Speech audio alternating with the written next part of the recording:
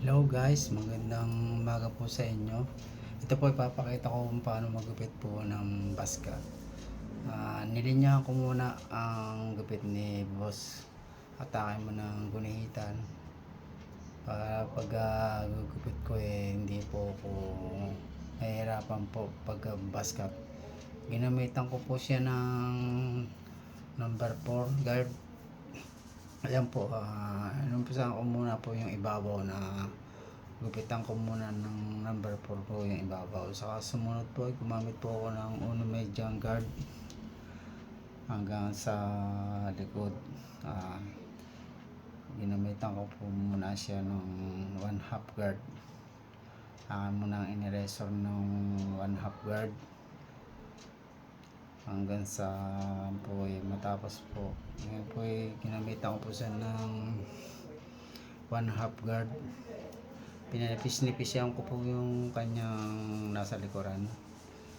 Yan po, pinadaanan ko po muna ng 1/2 guard. Saka po ginamitan ko na ng zero close. Tinanggal ko po yung mga linya ng guhit po para mabura-bura po yung kanyang linya ng guhit. Dinahan-dahan ko po kung siya kung binubura. Hindi naman pwede pong biglain baka mamaya umuklab kaya po dinadaan-dahan ko po siyang burahin po yung kanyang linya.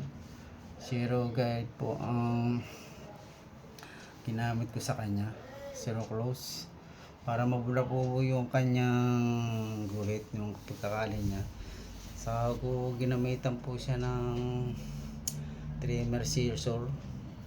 May natitira po ako pa kasi hindi niya ng guhit yan. Tinanggal-tanggal ko po yung kanyang mga linya pa ng guhit, meron pa baga sa pinutput ko pa ng masyado. Tinanggal ko pa yung mga linya, may linya pa kaya ginamitan ko pa siya ng trimmer scissor. Ayan po, dahan-dahan din po kasi baka po umuklab makakaklab din po yan pagka napadiin po. Kaya lang alalay lang po ang pagkaka-resort po ng trimmer, hindi po basta-basta. Sumunod nilinyahan ko yung kanya noo. Takin po nilagyan po ng devil's cut yung kanya noo, kasi yun ang gusto ng kliyente, aitin yung noo niya yan po. Tapos saka ko inahitan para malinaw na malinaw ang pagkakaguhit ng kanyang noo. Yan ginuhitan ko na yung kanyang noo na akin pong nilinis po para maganda-ganda naman nung tingnan yung kanyang noo. Inahitan ko, tsaka yung kanyang patilya medyo tanggal ko yung mga balaybo sa mga pisngi. Yan, nilinis ko hanggang likod ng tenga, pati na rin po yung batok. Inalis ko na rin po yung mga balaybong pusa para maganda ang tingnan, makinis pong tingnan, para suwabe po ang pagkakagupit ng basket. Yan po, natapos na po yung process po.